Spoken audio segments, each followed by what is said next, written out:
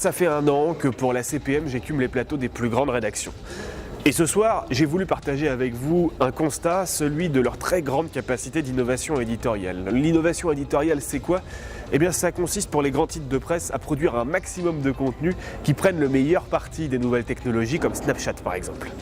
L'intérêt, c'est d'aller toucher un public qui attend à ce qu'on lui serve l'information directement sur ses réseaux sociaux. La moyenne d'âge du lecteur sur lemonde.fr et sur Le Monde, c'est 40-45 ans, alors que chez nous, on a 70% des lecteurs qui ont moins de 25 ans. Ce qu'on essaye de faire, c'est d'être très proche de l'actualité, comme Match, et c'est ça qui est d'ailleurs très intéressant, c'est qu'en fait, il y a un modèle très commun entre le magazine et Snapchat.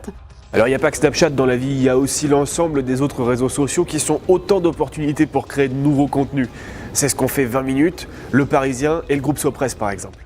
Nos internautes ont du talent, ça se déploie de plusieurs manières. La manière la plus visible, c'est des photos, notamment que les internautes nous transmettent, peuvent être partagées sur Instagram, sur Facebook et aussi dans le journal, puisque nous avons une rubrique dédiée. Mais ils peuvent aussi nous donner des idées de sujets. Nous avons des groupes dédiés aux séries, par exemple sur Facebook, et aussi le panel Moi Jeune, qui est là pour témoigner, pour nous faire des propositions. Le fait de répondre à la demande, de les écouter, c'est aujourd'hui amplifié par le phénomène des réseaux sociaux, mais le participatif était au cœur et l'a toujours été. La conquête de nos nouveaux lecteurs digitaux, abonnés ou pas, elle passe aussi par cette création de formats beaucoup plus jeunes, beaucoup plus dynamiques. On en fait énormément pour les réseaux sociaux. C'est vrai qu'on essaye d'avoir une ligne vraiment différente de ce qu'on a dans le magazine, donc plus actu, plus chaud, etc. Parfois aussi des choses un peu drôles, ce genre de contenu qui marche bien sur Internet. Et il y a aussi un volet social avec nos grosses pages Facebook ou nos comptes Twitter, Instagram, etc. sur lesquels on essaye aussi de développer un ton particulier et propre à ce foot.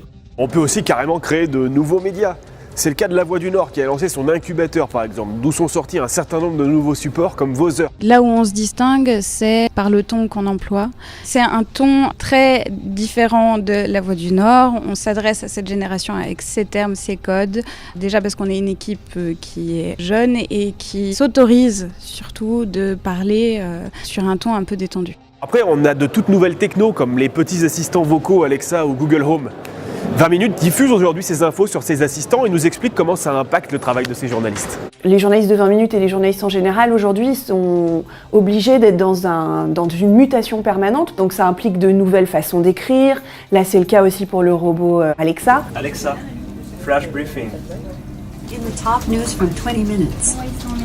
Soupçon de financement libyen. Sarkozy en garde à vue. Alors quid du print dans tout ça ? Est-ce qu'on pourrait pas, je sais pas moi, lancer un magazine qui reprendrait toutes les thématiques du digital par exemple ? WeBuzz ne ressemble à aucun magazine jeune sur le marché et il a vraiment les codes des jeunes d'aujourd'hui avec des codes très internet. Et la volonté de ce magazine, voilà, c'est de permettre aux jeunes de revenir en kiosque et puis aussi de voir un peu au-delà de ce qu'ils ont l'habitude de voir quand ils sont scotchés à l'écran. Pas mal comme initiative WeBuzz. Finalement, ça résume assez bien ce qu'est la presse. À la fois la réactivité, la proximité et en même temps la prise de distance, la réflexion. Allez, on vous laisse là-dessus les amis.